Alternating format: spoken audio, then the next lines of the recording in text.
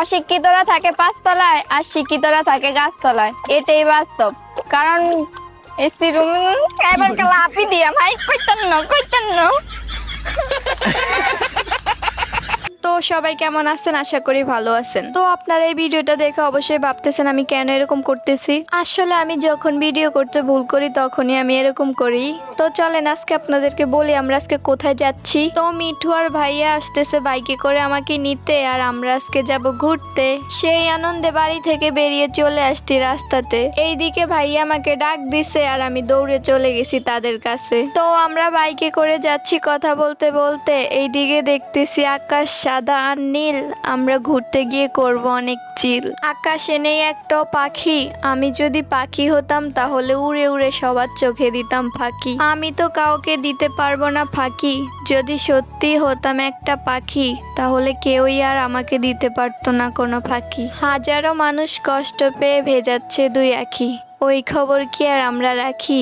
আমরাও হয়তো কষ্ট পেলে ভেজাই দুই আঁখি, এই জন্যই হওয়া উচিত একটা পাখি। তো আকাশে দেখতেছি অনেক মেঘ, আবার গায়েও লাগতেছে অনেক রোদ। তো একটু পরে দেখতে পাবেন চলে আসবে একটা সুন্দর রোড। যদি রোডে চলতো গাড়ির বদলে লঞ্চ, তাহলে লঞ্চে করে চলে যেতাম ফরিদগঞ্জ। ফরিদগঞ্জ থেকে যাওয়ার পথে দেখলাম হচ্ছে জানিকার বিয়া, তো আমরা এখন চলে যাব ধানুয়া। ফরিদগঞ্জ হচ্ছিল বিয়া, আমার এক ছোট বোনের নাম হচ্ছে প্রিয়া। আবার বাজারে এসে শুনতেছি একটা ছেলে বলতেছে আজকে আমার বিয়া, আমার বোন নাম হচ্ছে প্রিয়া। এখন আমি ভাবতেছি কবে আমি করমু বিয়া। তো যাই হোক, আমি এখন করতে চাই না বিয়া, আর একটু পরে পৌঁছে যাব আমরা ধানুয়া। তো আমাদের বাড়ি থেকে ধানুয়া আসতে মোট 1 ঘন্টা লাগে, আর সবার আগে ফরিদগঞ্জ থেকেই ধানুয়া চলে যাওয়া যায়। তো আমরা চলে আসছি, আসার পরই সবার আগে চলে আসছি দোকানে এসেছি কিছু খাওয়ার জন্য। এখন আমাকে জিজ্ঞাসা করতেছে কিছু খাবো কিনা, তো আমি তো কিছু খাবো না, কারণ আমার এগুলো খেতে একদম ভালো লাগছিল না। তারপর ভাইয়া বলেছিল আচার খাওয়ার জন্য, তাই আমি একটা আচার খেয়েছিলাম আর ভাইয়া একটা নিয়েছিল খাওয়ার জন্য। আর এমনিতে আমরা চাও খেয়েছিলাম, আর আমি তো চা খাই না, ভাইয়া বলাতে একটু খেয়েছিলাম। আর এদিকে দেখতেছি আমার চুলগুলো চারিপাশ দিয়ে উড়ে ভূতের মতো হয়ে গেছে। তো চলো তোমাদের একটা সুন্দর জিনিস দেখাই।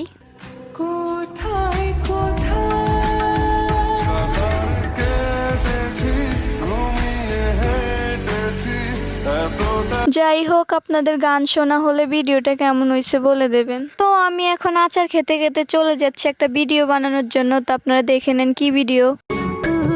আশেপাশে যে পরিমাণ সাপ নিয়ে উঠবস করি, তার কাছে রাসেল ভাইপার কিছুই না।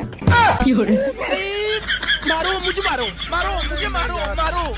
नहीं ये मजाक हो रहा है, एक सेकंड यार मजाक हो रहा है। তো যারা যারা টিকটক থেকে ফেসবুকে আসছেন, তো তারা অবশ্যই দেখছেন যে টিকটকে ভিডিওটা ছাড়া হয়েছে।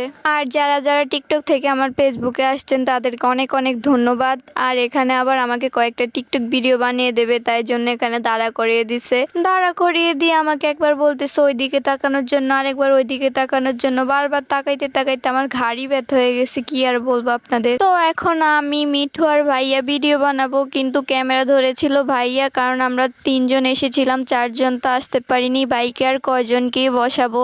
তারপর আমি আর মিঠু ভিডিও বানানোর পর ভাইয়ার ভিডিও বানিয়ে দিয়েছিলাম। এইদিকে একটা ছেলে হেঁটে যাচ্ছে তাড়াতাড়ি, ওইদিকে আমাকে ভিডিও করার জন্য মিঠু করতেছে অনেক জোরাজুরি। আমি এখানে বসে বসে দেখতেছি সূর্য কিভাবে ডুবে, আর মিঠু এখানে ভিডিও করতেছে তাড়াহুড়া করে, কারণ সূর্য যদি ডুবে যায় ভিডিও করবে কি করে।